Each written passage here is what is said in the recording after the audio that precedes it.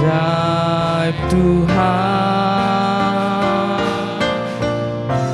ajaib Tuhan.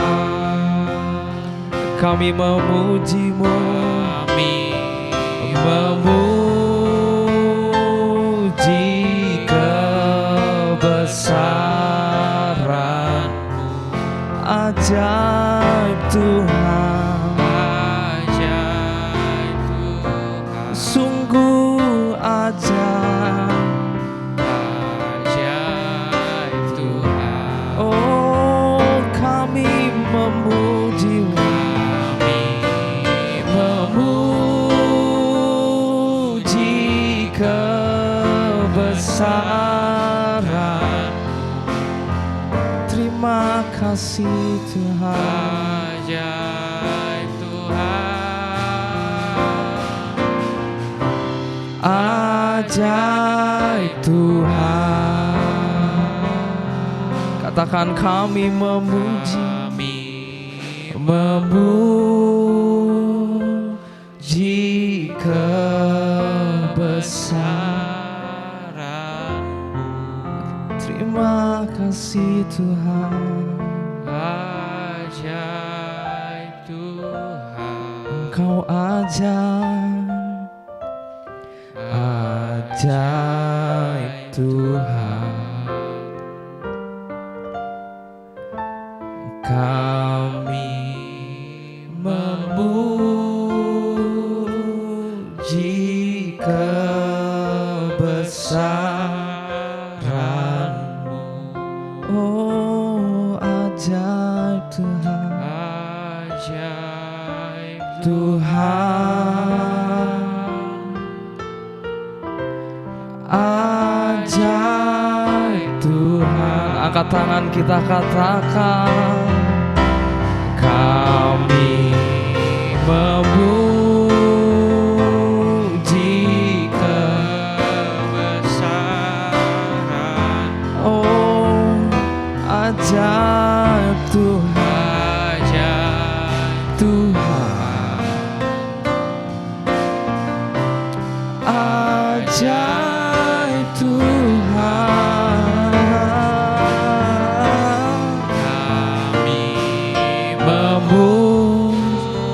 Ini kami Tuhan Yesus, kami mau memuji-Mu Yesus, oh ajaib Tuhan, ajaib Tuhan,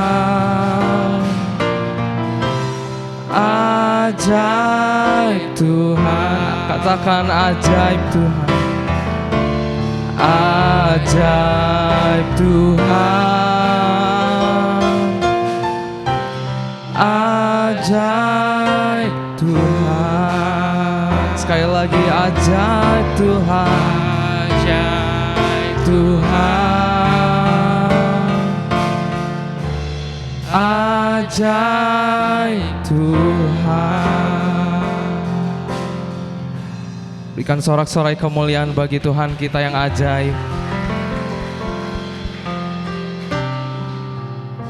Engkau ajaib Tuhan dalam setiap kehidupan kami ya Bapak.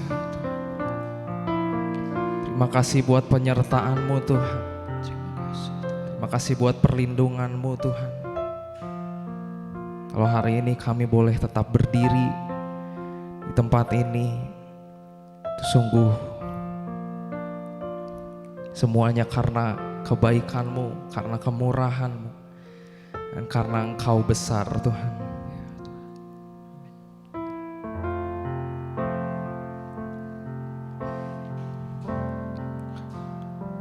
Sebab Kau besar, perbuatan-Mu ajaib, tiada seperti Engkau, tiada seperti Engkau. Sebab Kau besar, perbuatan-Mu ajaib, tiada seperti Engkau, tiada seperti Engkau. Oh, sebab Kau besar, Perbuatanmu ajaib, tiada seperti Engkau. Tiada yang sepertimu, sebab Kau besar. Perbuatanmu ajaib, tiada seperti Engkau. Tiada seperti Engkau, sebab Kau besar. Perbuatanmu ajaib, tiada seperti Engkau. Tiada yang sepertimu, sebab Kau besar. Perbuatanmu ajaib, tiada seperti Engkau. Tiada seperti Engkau. Dengan sungguh hati katakan, sebab Kau besar. Perbuatanmu ajaib, tiada seperti Engkau. Tiada yang sepertimu, tiada seperti Engkau, sebab Kau besar.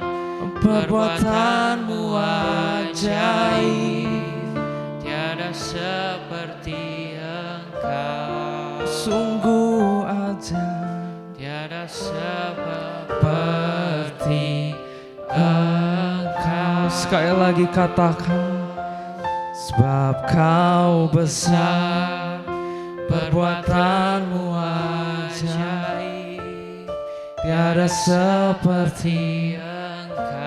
Hanya Kau Yesus Tuhan, Tiada seperti tiada yang Engkau, sepertimu. sebab Kau besar. Perbuatanmu ajaib, tiada seperti Engkau. Tiada seperti Engkau. Kau Allah yang besar, ajaib dan mulia. Kau Yesus yang selalu membuatku terpesona. Segala pujian bagimu ya Tuhan. Hanya Kau yang layak ku agungkan. Mari sama-sama kita bangkit berdiri. Kau Allah yang besar, ajaib dan mulia. Kau Yesus yang selalu membuatku terpesona. Segala pujian bagimu ya Tuhan. Oh, hanya Kau yang layak ku agungkan. Kau Allah yang besar, ajaib dan mulia. Kau Yesus yang selalu membuatku terpesona. Segala pujian bagimu ya Tuhan. Hanya Kau yang layak ku agungkan. Kau Allah yang besar, ajaib dan mulia. Kau Yesus yang selalu membuatku terpesona. Segala pujian bagi segala pujian kami hanya bagimu Yesus. Hanya Kau yang layak ku agungkan. Kau Allah yang besar, ajaib dan mulia. Hanya Kau Yesus yang selalu membuatku terpesona. Segala pujian, ini pujian kami Yesus, hanya bagimu Tuhan. Hanya Kau yang layak ku agungkan. Sekali lagi kata, Kau Allah yang besar, ajaib dan mulia. Hanya Kau Kau Yesus Yesus yang selalu membuatku terpesona. segala pujian Bagimu ya Tuhan, hanya Kau yang layak ku agungkan. Hanya Kau yang layak ku oh hanya Kau yang layak ku agungkan. Saya undang Bapak Gembala untuk maju ke depan.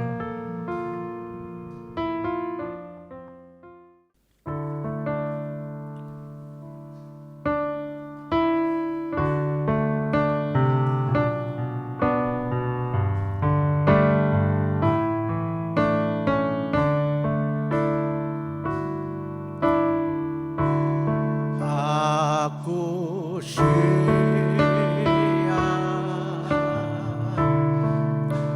Tuhanku, segenap diri ku serahkan, ku siap.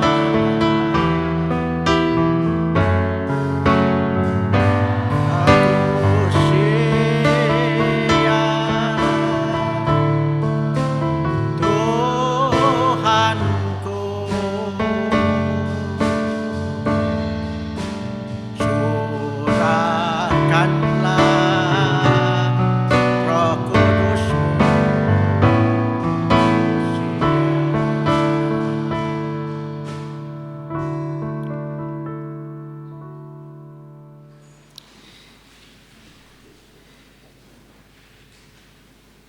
Kita bersama-sama akan membaca beberapa bagian daripada firman Tuhan untuk pagi ini. Yang pertama adalah 1 Raja-Raja pasal 3 ayat 9-10. 9-10, kemudian yang kedua masih pasal 3 ayat 13 dan 14.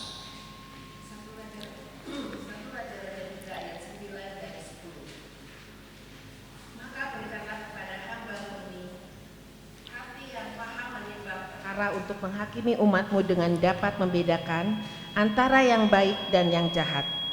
Sebab siapakah yang sanggup menghakimi umatmu yang sangat besar ini? Lalu adalah baik di mata Tuhan bahwa Salomo meminta hal yang demikian. Ayat 11, 13 dan 14.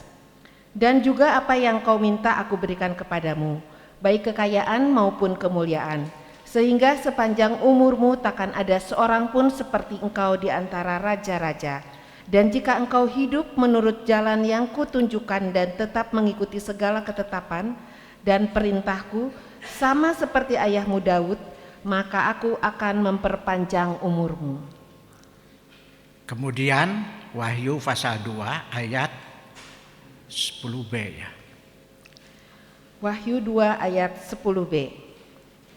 Hendaklah engkau setia sampai mati, dan aku akan mengaruniakan kepadamu mahkota kehidupan. Matius 6 ayat 33.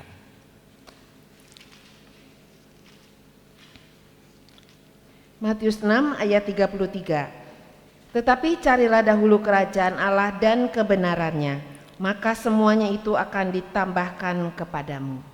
Amin. Sampai di sini dulu pembacaan firman Tuhan. Saudara, pada pagi ini dalam kesempatan yang indah kita bersama-sama akan belajar firman Tuhan dengan satu tema. Taat pada Tuhan dan firman Tuhan di atas segala-galanya. Ini adalah inti yang Tuhan ajarkan kepada kita dalam beribadat kepada Tuhan. Taat kepada Tuhan dan firman Tuhan di atas segala-galanya.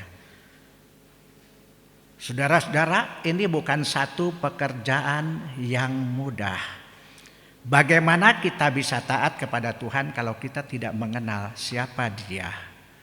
Ya, dan tidak mengerti firman Allah. Jadi untuk bisa taat kepada Tuhan dan firman Tuhan ada hal-hal yang perlu kita pelajari melalui kebenaran firman Allah ini. Siapakah Tuhan itu? Di sini yang pertama ya, pencipta segenap alam ya, pencipta segenap alam dan isinya. Yang kedua, mempunyai otoritas ya mutlak, tidak ada ya. Jadi otoritas mutlak atas segenap ciptaannya di dalam dunia ini. Kita membaca dulu Yesaya 55 ayat 8 9. Yesaya 55 ayat 8 dan 9. Sebab rancanganku bukanlah rancanganmu, dan jalanmu bukanlah jalanku, demikianlah firman Tuhan. Seperti tingginya langit dari bumi, demikianlah tingginya jalanku dari jalanmu, dan rancanganku dari rancanganmu. Jadi kita melihat dari ayat yang sudah kita baca ini, Allah mempunyai otoritas mutlak. Tidak ada kuasa yang bisa membatasi otoritas daripada Allah. Ya. Wujudnya adalah roh. Firman Allah mengatakan tidak ada seorang yang pernah melihat Allah dalam wujud yang sebenarnya. Saudara, kita melihat satu contoh misalnya ketika Musa sedang menggembalakan domba milik pertuannya di Gunung Horeb. Tiba-tiba dia melihat satu keajaiban. Di semak-semak di sebelah depannya itu ya ada api yang menyala-nyala besar. Tetapi tidak kedengaran tanaman yang terbakar kering dan kemudian hangus. Dan itu kemudian menggerakkan hati Musa ini untuk mendekati tempat yang dia lihat ini. Dan ketika dia datang mendekat, kemudian dia mendengar satu suara. Berhenti, tanggalkan kasutmu, sebab tempat yang kamu pijak adalah tempat yang kudus. Dan Musa tersungkur di sana sujud di hadapan Tuhan. Karena dia tahu yang ada di hadapannya itu adalah Tuhan. Adalah Allah yang wujudnya bukan api. Ingat saudara-saudara ya. Wujudnya bukan api. Itu penyataan Allah kepada Musa ini. Dalam wujud seperti itu. Aslinya tidak ini. Dan kita melihat di dalam dunia ini ada agama-agama juga yang memuja api. Tapi di sini kita melihat saudara-saudara, hati-hati. Firman Allah mengatakan itu hanya wujud yang sebentar. Yang sementara dipakai untuk menampakkan diri kepada Musa. Sebab Allah Maha Kudus. Tidak ada seorang manusia yang bisa nampak wujud Allah yang sebenarnya. Sebab firman Tuhan Allah mengatakan dia akan mati. Ya, dia akan mati karena melihat wajah, melihat wujud Allah. Kemudian dikenal. Nah, orang-orang Kristen, orang-orang yang percaya kepada Allah ini mengenal dia di dalam nama Tuhan Yesus Kristus. Kita membaca dulu Yohanes 4 ayat 24, kemudian Ayub. Ya.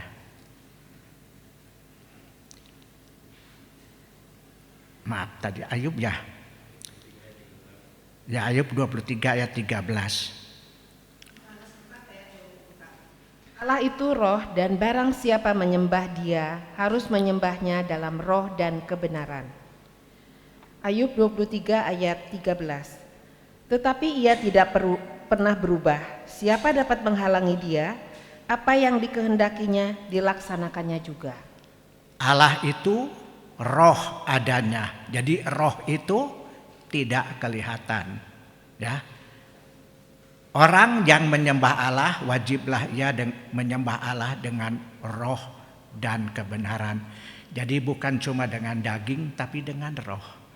Nah saudara-saudara, kalau tidak mengenal Allah dalam pengertian yang sebenarnya, bisa mereka mengenal bangsa yang agamis percaya kepada Allah.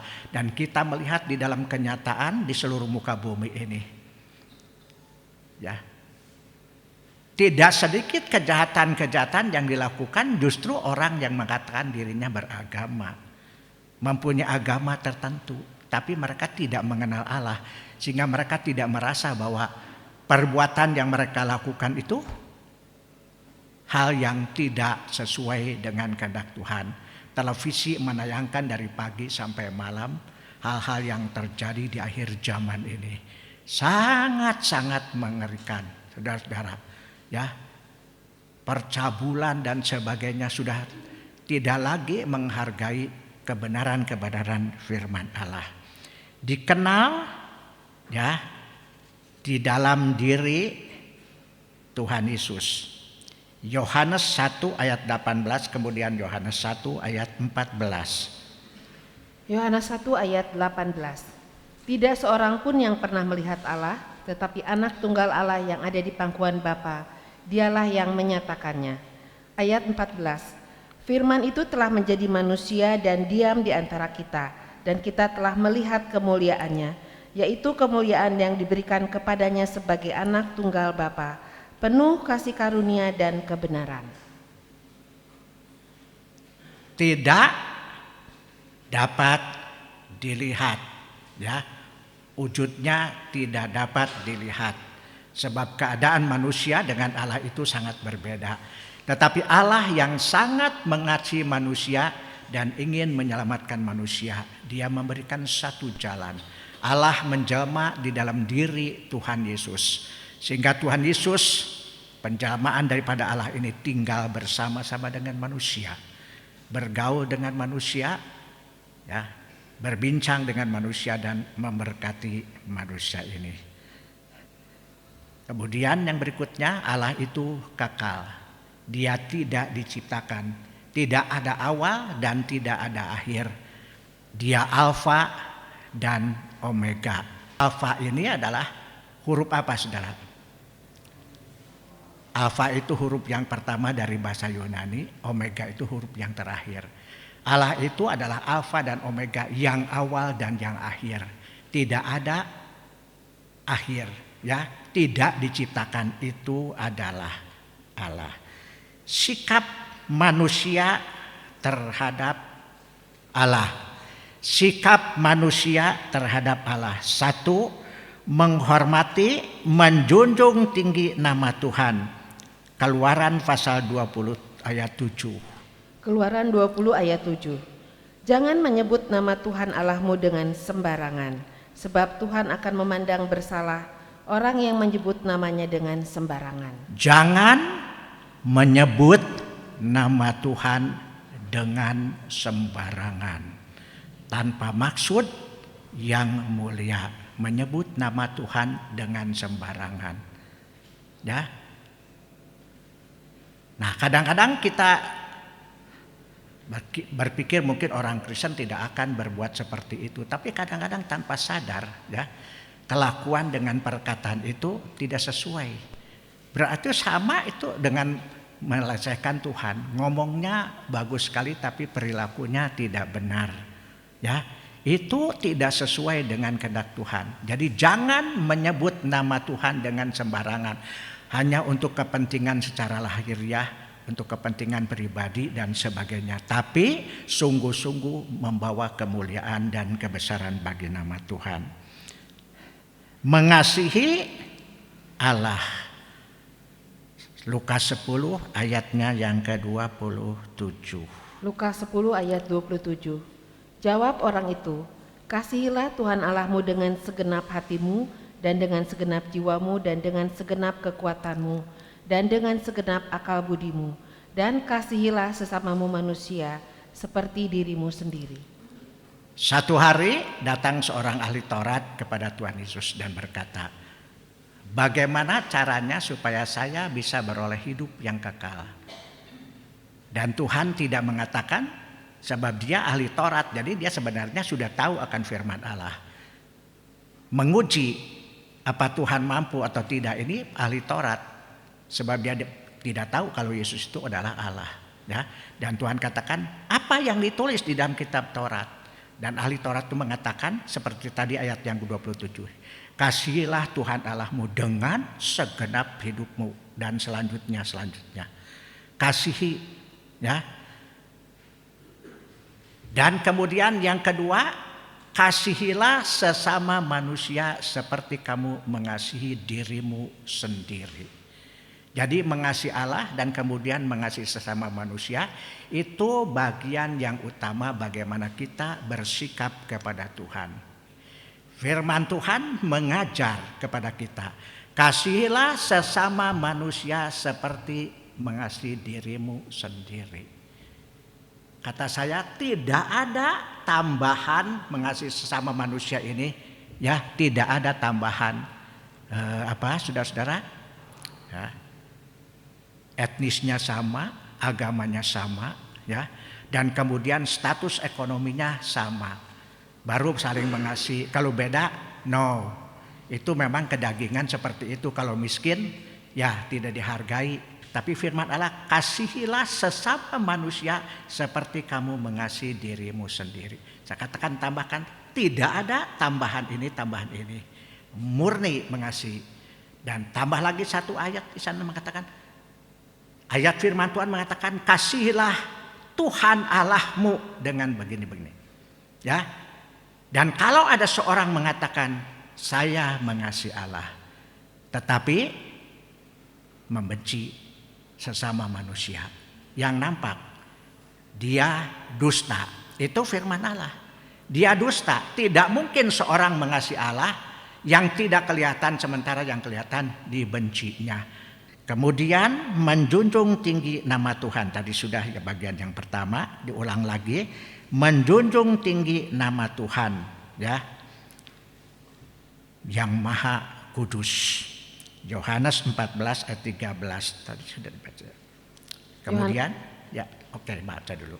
Yohanes 14 ayat 13. Dan apa juga yang kamu minta dalam namaku, aku akan melakukannya, supaya Bapa dipermuliakan di dalam Anak. Bapa dipermuliakan di dalam namaku. Teruskan.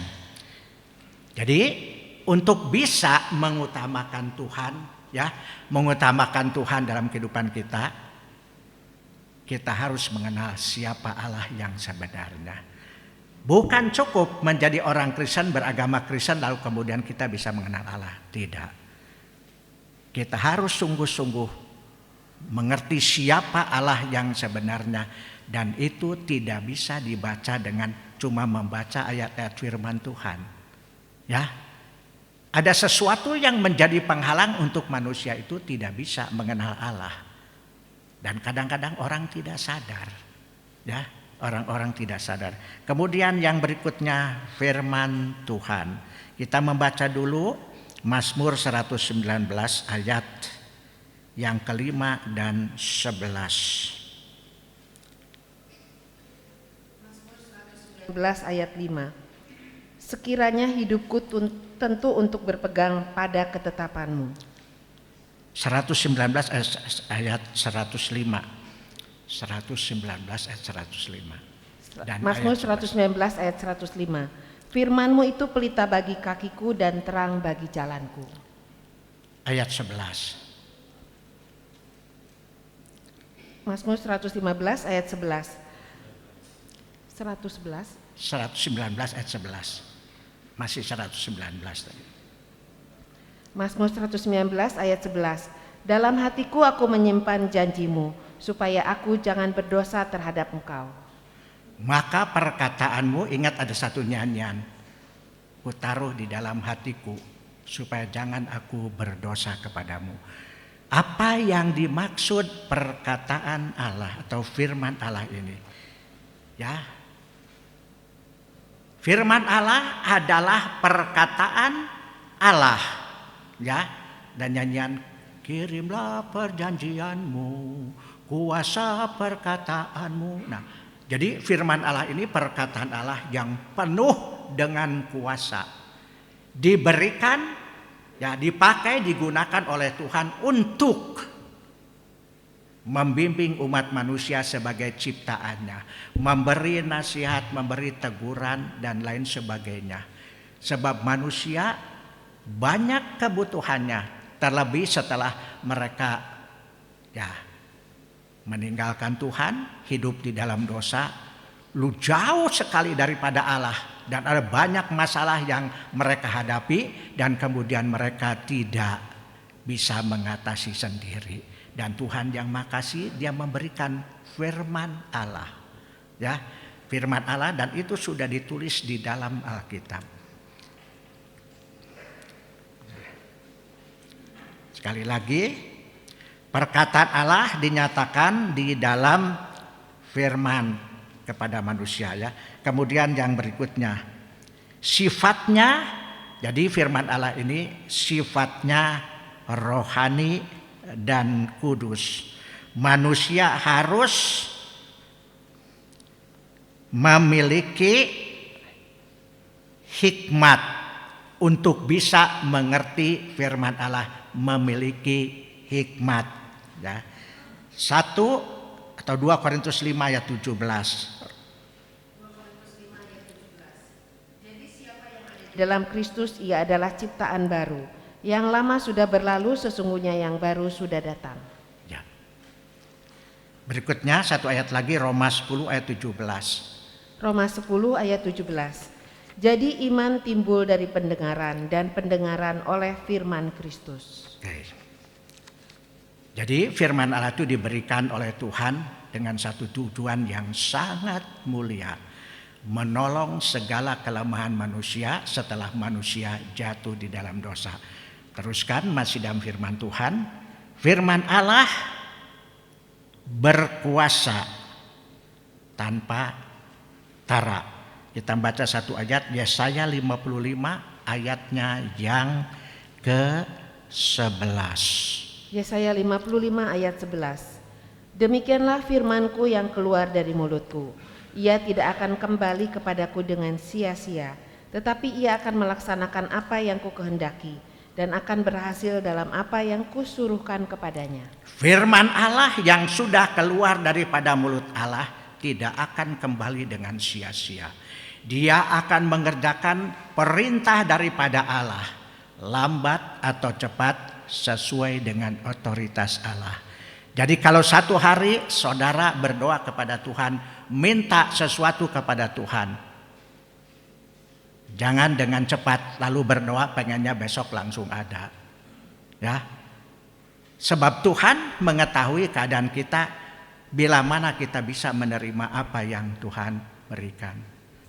Saudara, kita boleh meminta, tapi kita tidak boleh menuntut, ya. Kita menunggu otoritas Allah.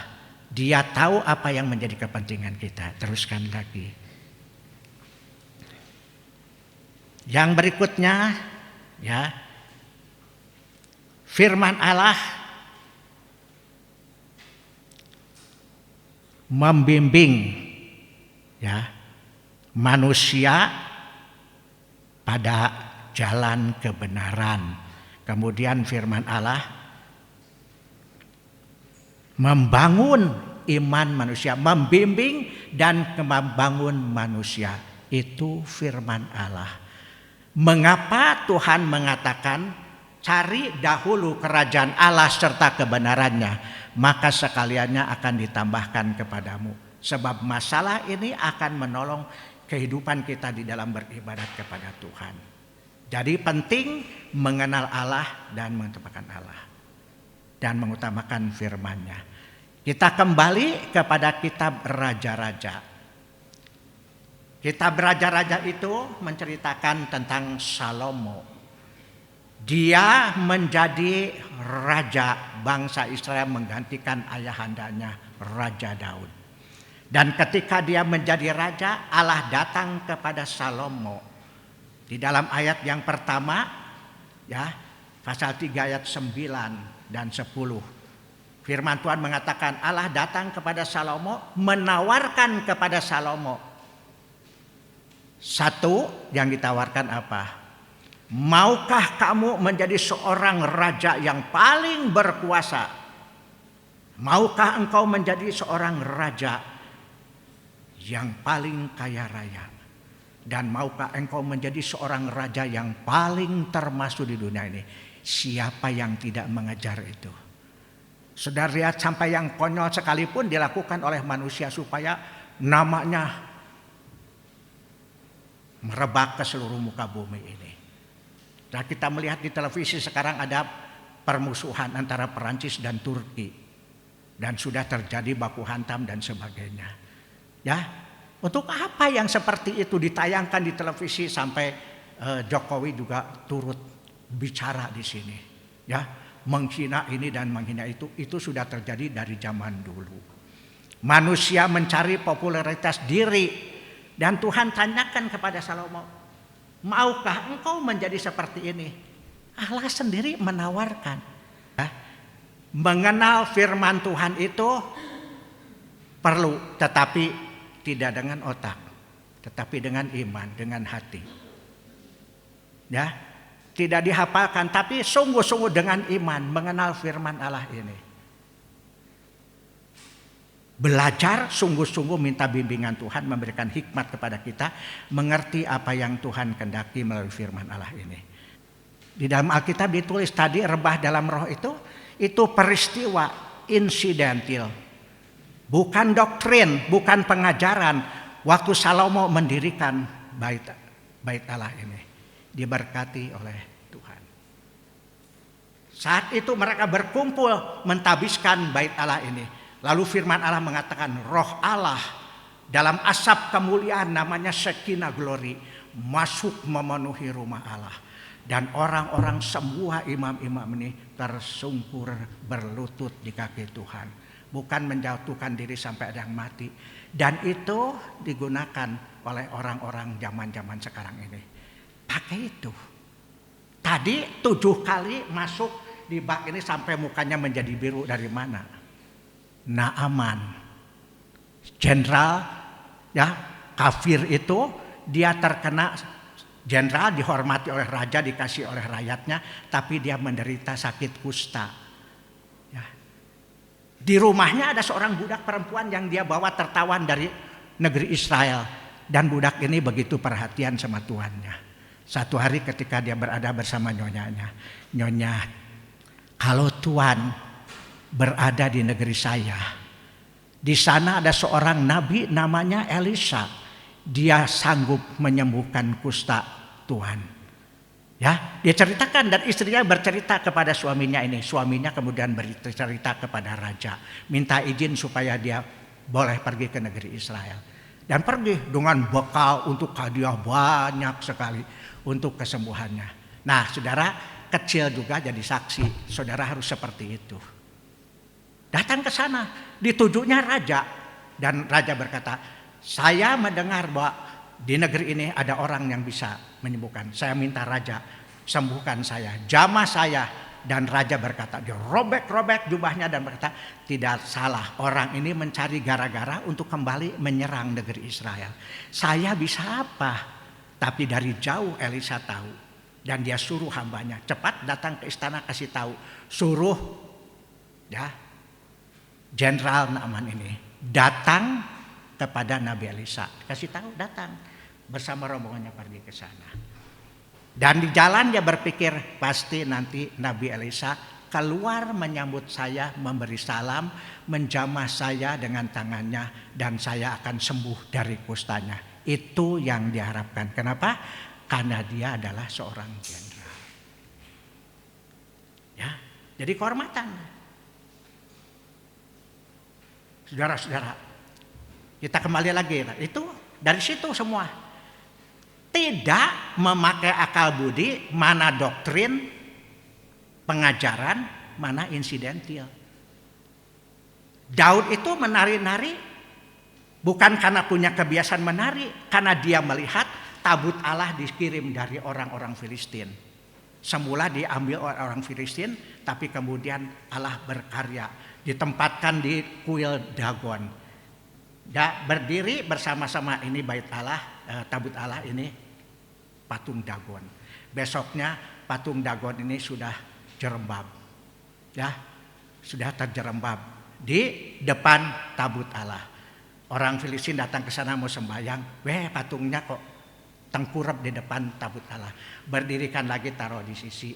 Besoknya datang lagi, sekarang patungnya itu hancur semua, berkeping-keping. Lalu suruh keluarkan tabut Allah ini dan dikirim. Dan Daud ini melihat itu dikirim dan penuh dengan kesukaan. Dia menari-nari di depan tabut Allah ini.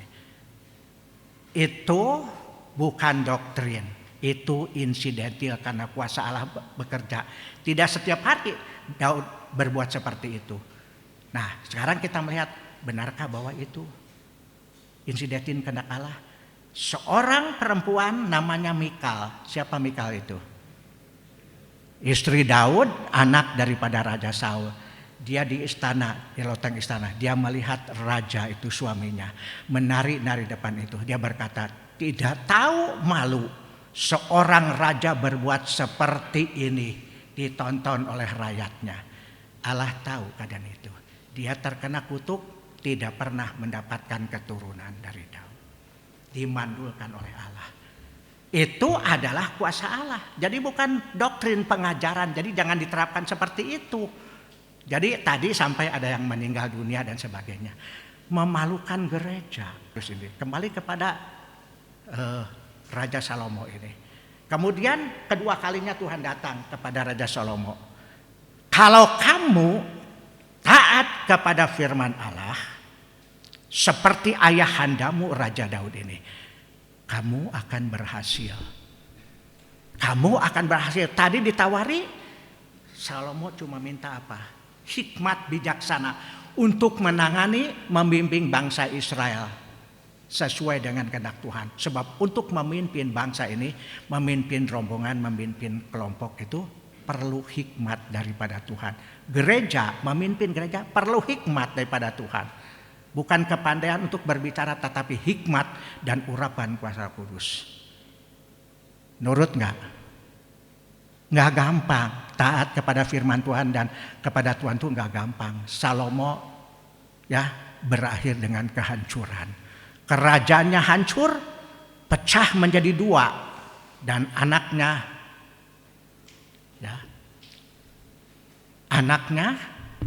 menjadi raja hanya dua suku. Rehabeam menjadi dua, memerintah dua suku. Yang 10 suku diperintah oleh Yerobeam berpusat di Samaria. Dan kemudian bangsa Israel dipecah menjadi dua kerajaan, saling bermusuhan satu dengan yang lain. Tidak mudah, ya. Jadi kita harus mengerti mana doktrin, mana insidentil. Insidentil itu hanya kejadian yang terjadi di sana untuk menyatakan bahwa sungguh-sungguh Allah bekerja. Teruskan, ya.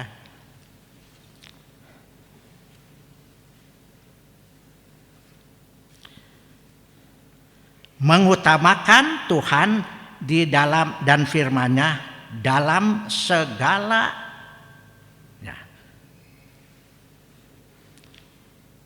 mengutamakan Tuhan dan firman Tuhan-Nya di dalam segala ibadah, di dalam segala peribadi apa yang kita lakukan. Hidup di dalam kekudusan. Jadi tidak mudah untuk bisa mengutamakan Tuhan dan firman Tuhan ini. Tidak dikuduskan tidak mungkin bisa. Tidak mungkin bisa. Kita melihat di dalam ajaran-ajaran kebatinan, mereka itu sampai perlu mengasingkan diri, berpuasa, tidak makan, tidak minum, ya. Tapa berata namanya itu, ya. Supaya mereka bisa, tapi tidak akan mampu dengan cara seperti itu. Jadi jangan ditiru hal seperti itu. Tiru seperti apa? Cari dahulu kerajaan Allah serta kebenarannya, maka sekaliannya akan ditambahkan kepadamu. Apa yang kita butuhkan akan ditambahkan, tetapi dengan satu syarat, utamakan Tuhan dan firman Tuhan. Lalu caranya bagaimana? Kondisi kita ini dalam keadaan yang tidak bersih, penuh dengan dosa, tapi ada satu jalan, ya, ada satu jalan, harus lahir baru. Nikodemus seorang ahli Taurat. Dia datang kepada Tuhan, dia bertanya, bagaimana saya bisa mendapatkan kehidupan yang kekal di dalam surga? Dan Tuhan hanya bisa berkata, jikalau seorang tidak diperanakan kembali, ya, tiada ia akan nampak kerajaan Allah. Diperanakan kembali, lahir baru. Tadi sudah dibaca ayatnya. Ya, lahir baru, diubahkan secara rohani menjadi manusia yang baru, yang rohani, mengenal Allah. Tanpa itu tidak mungkin kita bisa mengutamakan Tuhan dan firman Tuhan. Jadi bukan satu hal yang mudah.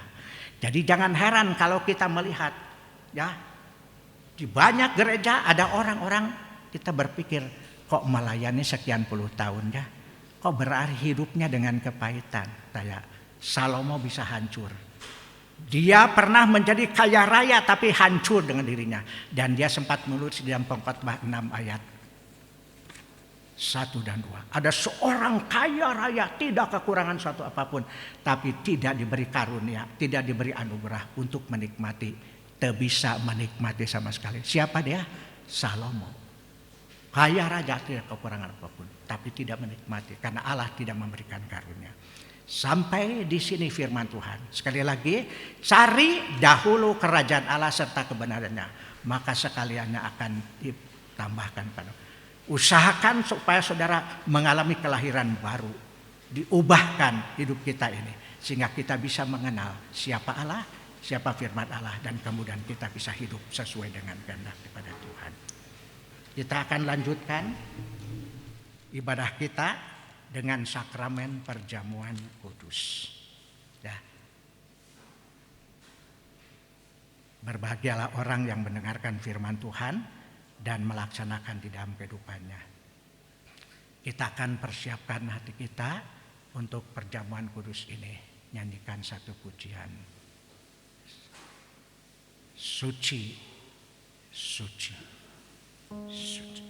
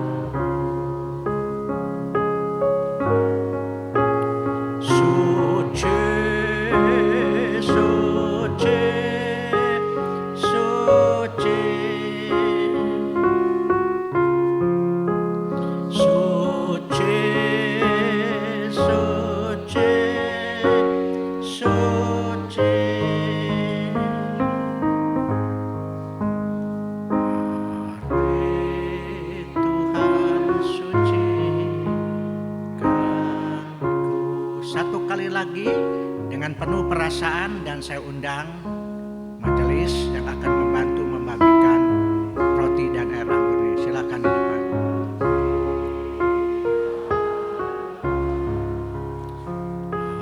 Allah yang di dalam surga,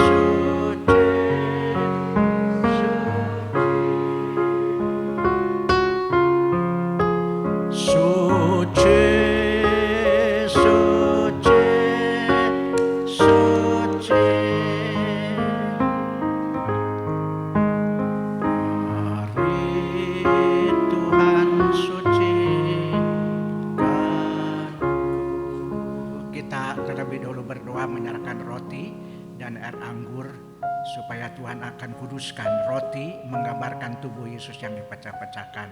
Air anggur menggambarkan darah Tuhan yang dicurahkan di kayu salib. Yesus mengambil roti, mengucap berkat, memecah-mecahkannya lalu memberikannya kepada murid-muridnya dan berkata, "Ambillah, makanlah Silahkan saudara makan roti ibarat tubuh Yesus. Dalam nama Tuhan Yesus.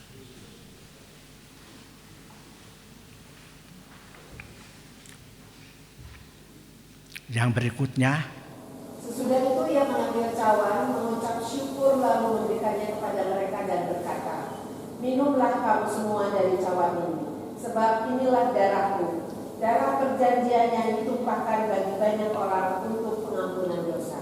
amin. Silahkan sudah minum air anggur ibarat darah Tuhan Yesus. Dalam nama Yesus. Tinggal tetap berdiri, kita akan nyanyikan satu pujian untuk berakhir.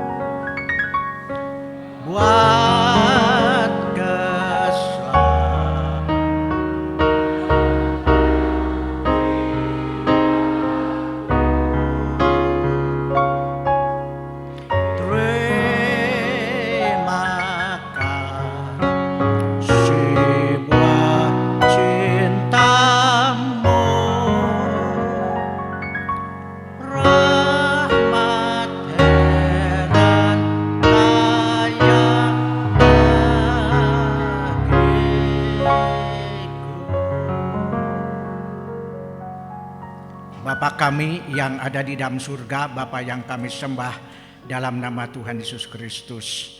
Dengan penuh kerendahan hati, kembali kami datang menghampiri hadirat Tuhan yang Maha Suci.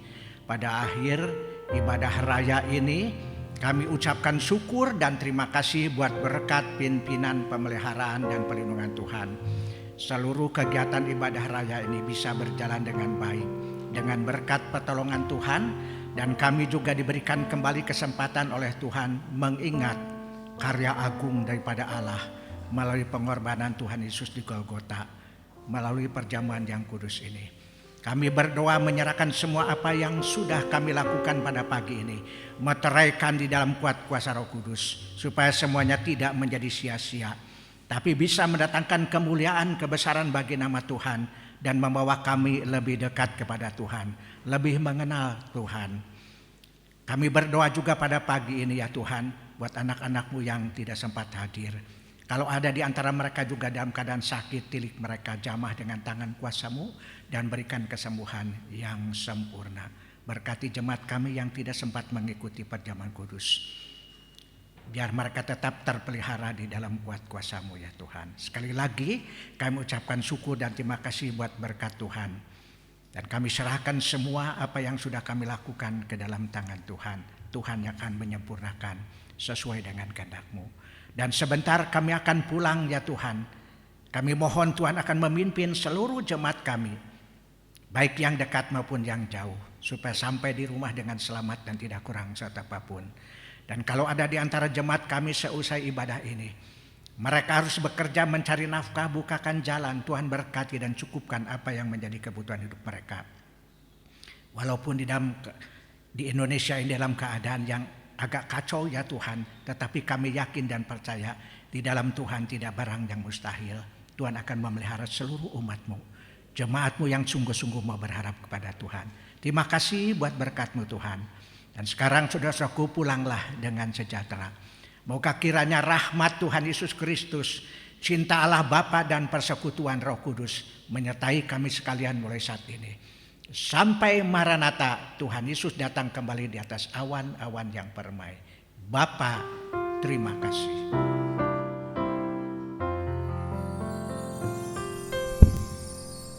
Bapa, terima kasih. Bapa, terima kasih. Bapa, di dalam surga,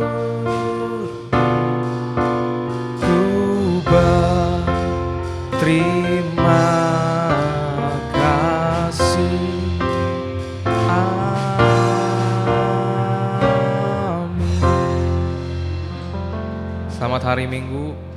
Tuhan Yesus memberkati.